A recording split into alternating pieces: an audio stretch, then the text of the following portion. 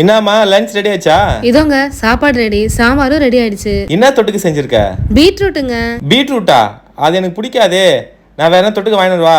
எங்க இது எப்பயும் செய்யற மாதிரி பீட்ரூட் கிடையாது. ஃபர்ஸ்ட் சாப்பிட்டு பார்த்துட்டு பேசுங்க. சரிதான், சாப்பிட்டு பாப்போம். இதுக்கு நான் 2 பீட்ரூட் எடுத்திருக்கேன், மீடியம் சைஸ் பீட்ரூட். ஃபர்ஸ்ட் இதுக்கு மேல இருக்கிற காம்பை எடுத்துட்டு தோல் இது மாதிரி நல்லா சீவிக்கலாம். இப்ப பீட்ரூட்டை 2ஆ கட் பண்ணிக்கலாம். ரொம்ப தின்னும் இல்லாம ரொம்ப திக்கும் இல்லாம இந்த மாதிரி சைஸ்ல நீல வாக்குல கட் பண்ணி எடுத்துக்கலாம். ரொம்ப மெலிசா கட் பண்ணிட்டோம்னா தீஞ்சு போறதுக்கு சான்சஸ் இருக்கு. இப்ப பீட்ரூட் ஒரு பவுல டிரான்ஸ்ஃபர் பண்ணிட்டு இதோட 4 ஸ்பூன் கடலை மாவு, 4 ஸ்பூன் அரிசி மாவு, 2 ஸ்பூன் கார்ன்ஃபிளவர், 1 ஸ்பூன் மிளகாய் தூள், கொஞ்சமா உப்பு, இதோட இன்னும் கொஞ்சம் வாசமா இருக்கிறதுக்கு கருவேப்பிலை கொஞ்சம் சேர்த்துக்கலாம். இப்ப எல்லாம் ஒண்ணா கலந்து விட்டுறலாம். ஃபர்ஸ்ட் தண்ணி விடாம மாவும் பீட்ரூட்டும் சேர்த்து கலந்துருங்க. அப்புறமா கொஞ்சம் கொஞ்சமா தண்ணியை தெளிச்சு நம்ம கலந்து விடலாம். ரொம்ப தண்ணி விட்டுறாதீங்க. மாவும் பீட்ரூட்டும் ஒன்னா ஒட்டினா போதும். இப்ப கடாயில எண்ணெய் விட்டுட்டு எண்ணெய் காஞ்சதும் நம்ம பீட்ரூட்டுகளை இதுல போட்டுடலாம். அதே மாதிரி ரொம்ப உதிர்த்து போடாதீங்க எண்ணெயில போடும்போது. அதுக்கப்புறம் போட்டதும் ஒரு 2 நிமிஷம் கழிச்சு இந்த மாதிரி திருப்பி விடுங்க. இல்லைன்னா பீட்ரூட் தனியாவும் மாவு தனியாவும் இறங்கிடும். இப்ப எண்ணெய் சொரசொரப்ப போனதுக்கு அப்புறமா பீட்ரூட்டை நம்ம தனியா எடுத்துடலாம். சூப்பரான பீட்ரூட் ஃப்ரை ரெடி. பீட்ரூட்டே பிடிக்காதுப்பான்னு சொல்றவங்களுக்கு இதை செஞ்சு கொடுங்க,